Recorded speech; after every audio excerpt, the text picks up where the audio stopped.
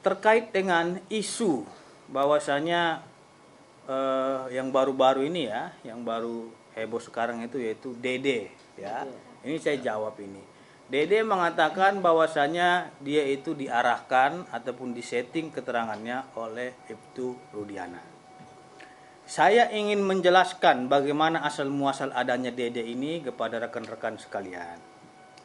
Kita ketahui bahwasanya pada tanggal 27 Agustus 2016 ya, Ibtu Rudiana ini diberitahukan oleh Bapak Sulaiman ya bahwasanya menanyakan kepada Bapak Rudiana apakah nama anaknya ini bernama Muhammad Rizky Rudiana. Itu ditanyakan langsung oleh Ibtu Sulaiman kepada Bapak Rudiana. Benar, nama anaknya bernama Muhammad Rizky Rudiana. Dia menyampaikan bahwasanya sudah ada korban ya, korban kecelakaan lalu lintas di rumah sakit Gunung Jati. Sehingga tolong dicek dulu apakah itu memang anak Bapak atau tidak. Diceklah oleh Bapak Ibtu Rudiana ke rumah sakit Gunung Jati. Setelah dicek benar dia melihat itu adalah anaknya. Dilihat dia dengan patah di sini, gigi juga hancur dan luka-luka di bagian kepala dan lain-lainnya. Dia merasa aneh atas meninggalnya anaknya tersebut. Tapi karena memang dibilang kecelakaan awalnya, sehingga beliau memakamkan almarhum pada tanggal 28 Agustus 2016 di TPU Jatiwangi. Setelah dimakamkan, sebagai seorang polisi yang kehilangan anaknya, sebagai anggota polisi yang cinta akan keadilan, wajar dia melakukan pendalaman atas meninggalnya anaknya ini.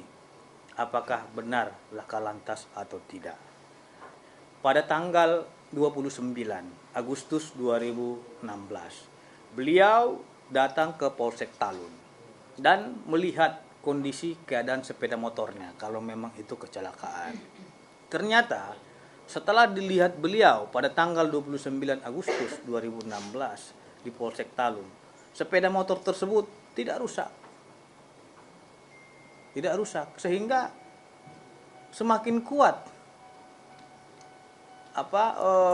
kecurigaan dia. Yang pertama, anaknya sudah babak belur seperti itu meninggalnya.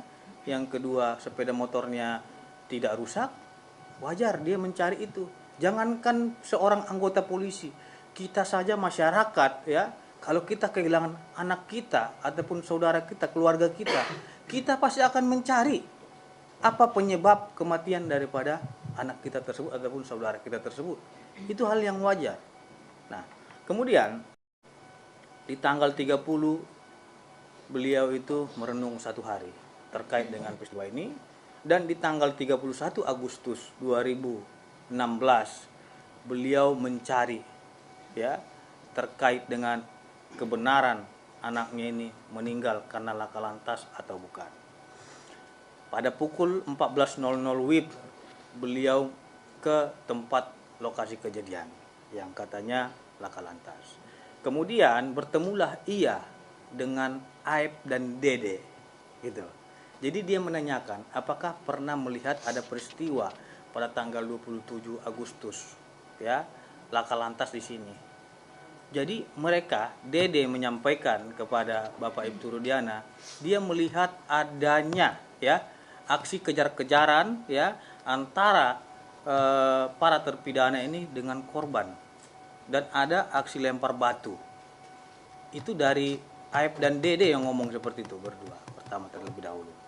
Nah, kemudian dia menanyakan apakah sepeda motornya seperti ini. Oh iya benar, itu sepeda motor yang dikejar tersebut dan dilempari pakai batu. Oke Dek, kalau memang kalian melihat ini ya, tolong nanti kasih tahu saya apabila pelakunya nanti dilihat di mana keberadaannya. Baik Pak. Terus ditanya ciri-cirinya seperti apa pada waktu malam kejadian. Ada tensoples di kepalanya, memakai tensoples. Oke. Setelah itu beliau pulang ya.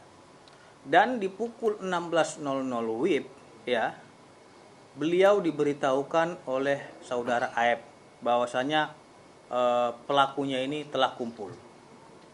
Nah, kemudian Ibtu Ruana berangkat dan menanyakan kepada para terpidana ini sekitar 15 menit ya terkait dengan peristiwa tersebut.